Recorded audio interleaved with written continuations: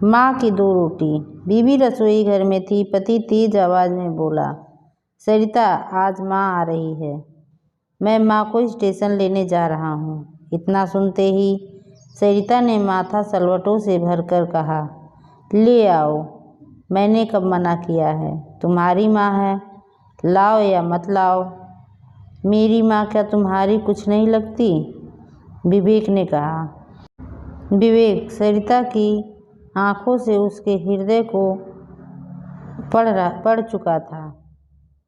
गाड़ी की चाबी उठाकर बोला, देखो सरिता, माँ पिछली बार आंखों में आंसू लेकर गई थी।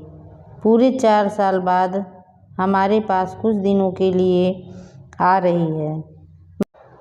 मैं चाहता हूँ हंसी खुशी रहे। पिछली बार जैसा कुछ नहीं होना चाहिए। पिछली बार जैसा क्या? सरिता आवेश में आकर बोली, तुम्हें क्या लगता है गलती मेरी थी? तुम अपनी माँ की गलती क्यों बताओगे? तुम्हें अपनी माँ से अच्छा क्या कोई लगता है दुनिया में? तुम्हें तो हमेशा मुझ में ही खोट नज़र आती है। तुम और तुम्हारा परिवार ही सही होता है। सारी कमियाँ मुझ में ही है। बस मैं इस दुनिया की सबसे बेकार बहू, बेकार पत्नी हूँ। विवेक बोला, सरिता बेकार की बातें मत करो।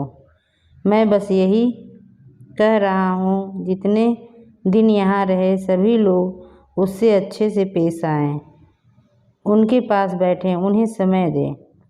सरिता गुस्से से बोली, ठीक है स्वामी जी, मैं घर के सारे काम छोड़कर बच्चों की छुट्टी करवाकर 24 घंटे तुम्हारी माँ के पास बैठती हूँ ताकि तुम्हारी माँ को कोई शिकायत ना हो।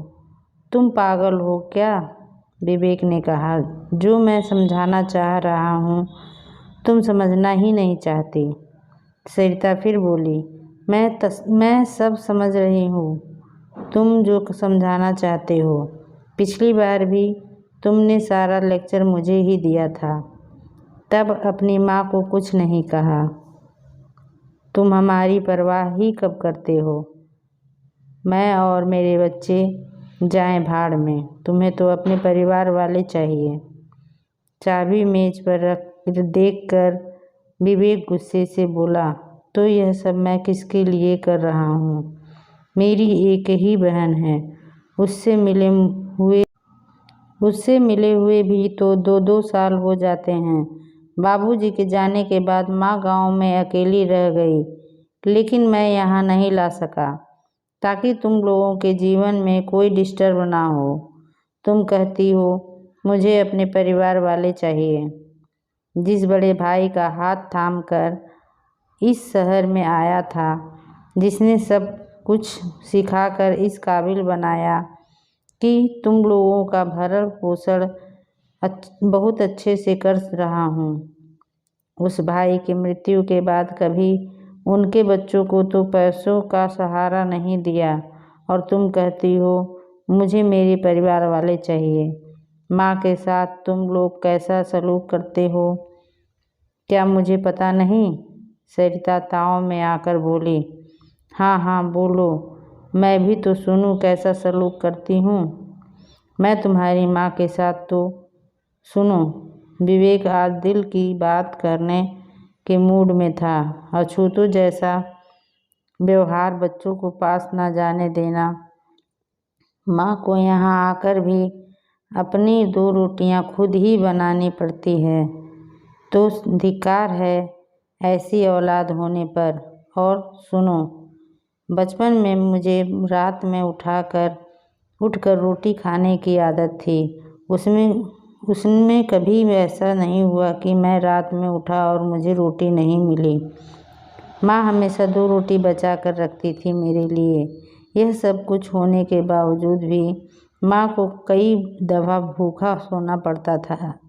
ऐसा क्यों सरिता? बोली, मैंने कभी नहीं कहा तुम्हारी माँ को रोटी बनाने के लिए। मेरा दोष बताओ। विवेक बोला, इसमें तुम लोगों का दोष नहीं है, बल्कि मैं ही अपनी माँ का लायक बेटा नहीं बन पाया। यह जो आज हमारे पास घर, गाड़ी, स्टेटस है जिसकी तुम मालकिन बनी बैठी हो, यह उसी माँ के आशीर्वाद से है। मेरी माँ के आते ही तुम्हारी तभी बीमारियाँ शुरू हो जाती हैं। मैं चुप इसलिए रहता हूँ कि घर का माहौल ख़राब ना हो। आज सरिता पहली और अंतिम बार तुम्हें बता रहा हूँ, अगर इस बार माँ को कुछ भी दिक्कत हुई तो तुम वह विवेक देखोगी जिससे तुमने आज तक नहीं मिली हो। आज विवेक अपने मन में दबी टीस पूरी तरह से कह देना चाहता था।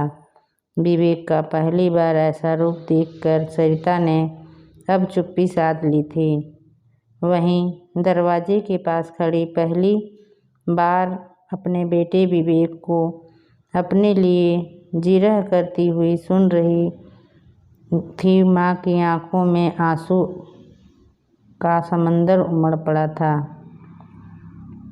माँ ने खुद को संभालते हुए दरवाज़ा खटखटाया तो देखा कि पूरे घर में अजीब सा सन्नाटा पसरा हुआ है।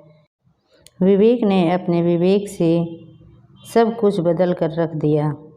आज माँ को पहली बार लग रहा था कि मैं अपने बेटे के घर आई हूँ।